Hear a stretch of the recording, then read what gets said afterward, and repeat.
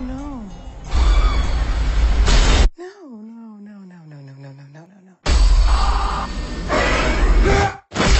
A mom is a terrible thing to waste. Hey guys, so I am so excited for this video. I've been wanting to talk about this for so long and I just haven't had time, or I didn't wear makeup and I kind of wanted to. I don't know, it's weird. Excuses. But this has been my most anticipated review, I think, from you guys, and also pretty much the most anticipated movie of the year besides Rings for me. And of course, we're talking about Get Out today, which is Jordan Peele's directorial debut, which I'm a fan of Jordan Peele as it is, and Key and Peele, I think he's really funny, so I was already looking forward to this because I know his humor, and I knew if there was humor in the movie, based on the trailer, it looked like there was going to be, that I knew it would land well. Like, it would be not too overbearing, it wouldn't be too much, it would be just enough to make it, you know, more entertaining. A really good example that I really like is You're Next. I feel like that movie had a really good amount of humor in it, and I was surprised to see that Get Out didn't have as much humor. I thought it would be like Your Next level. I thought it would have at least that much humor. I didn't think it was going to be like a black comedy by any means, but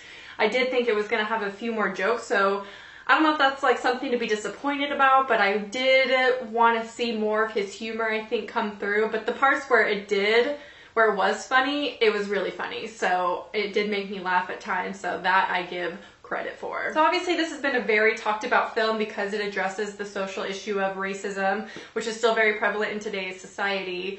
And I was really interested to see how he was going to, you know, paint it, and as a white viewer, how I was going to interpret it, because I know it can be kind of hard.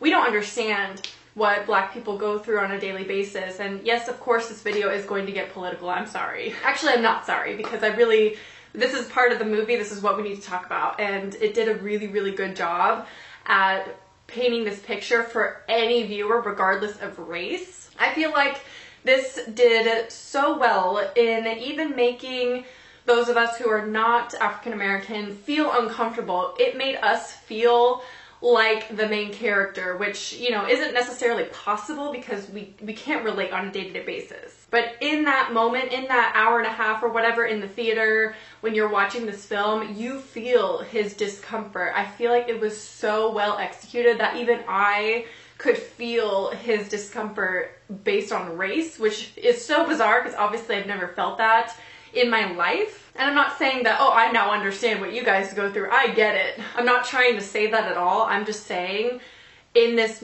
film, they did such a good job with the way it makes you feel uncomfortable that even as a white person, I could sense it. Obviously, the situation's not going to be the same as it is in real life because this is obviously a movie. It's a very, like, you know, kind of futuristic almost film where it's a different, it doesn't feel like as realistic, I guess. So I don't know if this is even accurate. One of the reviews and commentary that I really liked is by Ari Fitz. I will link her video down below. I think she did a really good job talking about it, especially since she is African American. I think she can shed a little bit more light as to whether this was successful or not. Okay, now we're gonna get into the movie itself and my criticisms and what I liked and didn't like and like certain things, and we're gonna talk about some things that you may have missed if you've seen it, which I'll get into in the spoilers, which I will be doing spoilers. This will probably be a very long video, but I really want to talk about this movie because I really liked it, so I got a lot to cover. Firstly, just technically from a directorial debut standpoint, this was phenomenal. I didn't find many flaws within it. There were a few like consistency flaws that kind of jolted me out, but I'm just really picky when it comes to that kind of thing. There's a scene in the beginning where he's shaving, he suds up one side of his face, and then it cuts to another scene, and it's like not sudsed up anymore, and he hadn't even started shaving, so it was just like small things that are super nitpicky, but things that stand out to me as a viewer. Now, as far as like being a horror movie, this was not necessarily a horror film. I don't even know if it was really marketed. I mean, actually it was. I remember specifically people are saying it's Jordan Peele's first movie and it's a horror film. He's gonna do more like political issue horror films, which I'm excited for. But for me, it didn't come across as a horror film. There was a little bit of gore, which I wasn't expecting, but I really liked. It was well done. So obviously the storyline goes that there is an interracial couple couple, and she's introducing her boyfriend to her family for the first time.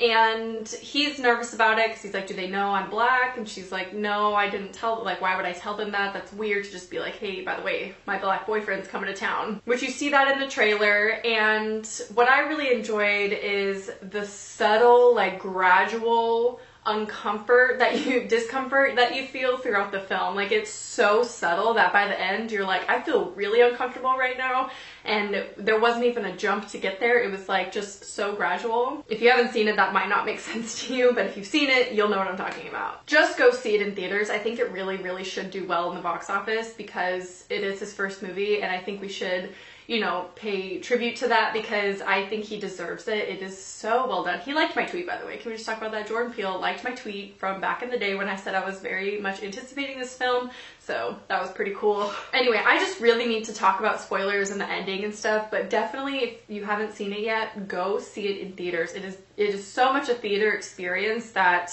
you'd be missing out a lot if you waited for it to come out on DVD. So we're going to get into spoilers. I highly recommend turning this video off if you have not seen it yet because you do not want to know what happens until you're in the theater, trust me. And then towards the end, we're going to talk about theories, like fan theories that people have talked about, and then this BuzzFeed article that actually talks about hidden secrets that are in the movie that you might not have noticed, that I didn't notice until seeing this. So I'm going to talk about some of my favorite theories from that. Okay, so you do find out that Rose is actually in on, you know, the whole situation. Chris, right, that's his name, yeah, Chris finds this box of photos that she's taken with other African-American men, and he's like, she told me I was the only black guy that she's ever dated. Okay, they don't talk about it in this article, but I read it somewhere else that it was like a specific type of racism where they're obsessed with their type of ability or skill. And so they basically transplant their brains into healthier, like fitter bodies. And it's really strange. Like, it's such a weird concept, but in the movie it makes sense. Like, it's very weird. I liked it, but I did think it was a little bit confusing until the end when you actually see like what the process is like. It was kind of like, wait a second, so what are they doing exactly? Okay, I'm gonna get into some of the subtle things that you might have missed in the film.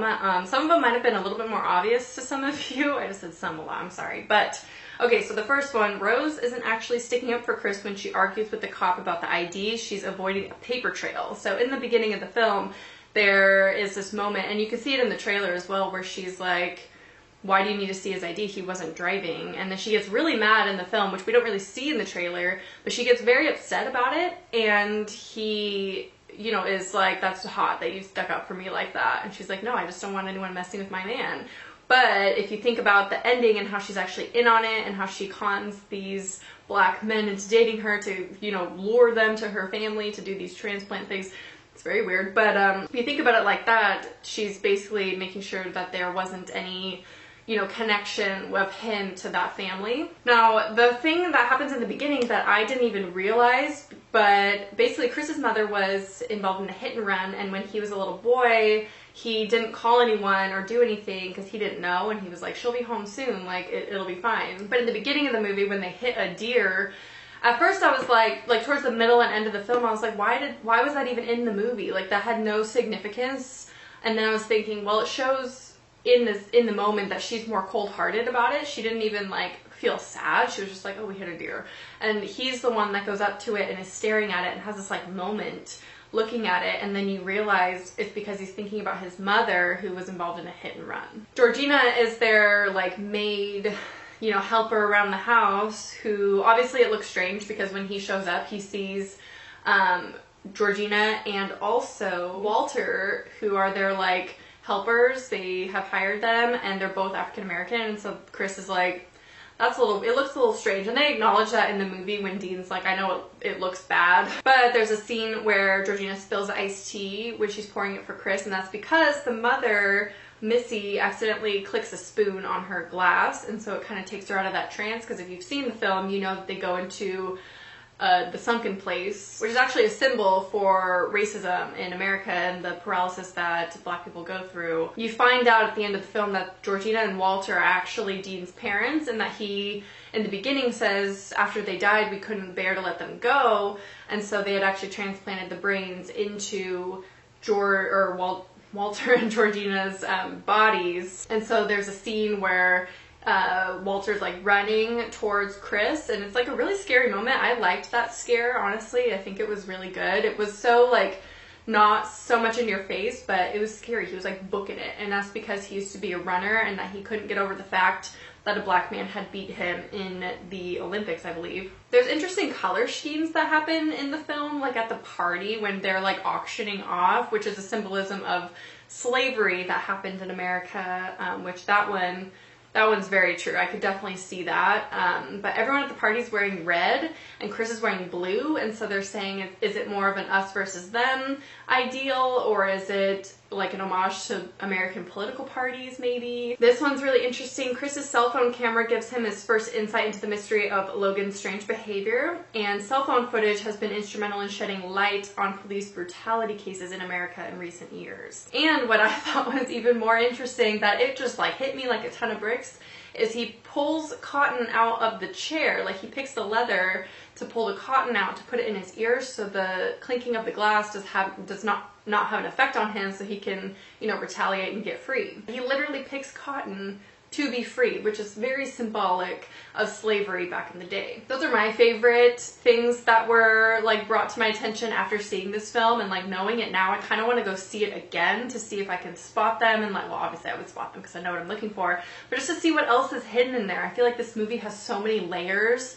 and it's so complex and there's so much symbolism, but it was all done so well to where it wasn't so much like in your face per se, but it's up for interpretation, and it's just very cool. This was such a cool movie with like how it all unfolded. I will say though, my only negative with this, I give this movie like a 9 out of 10.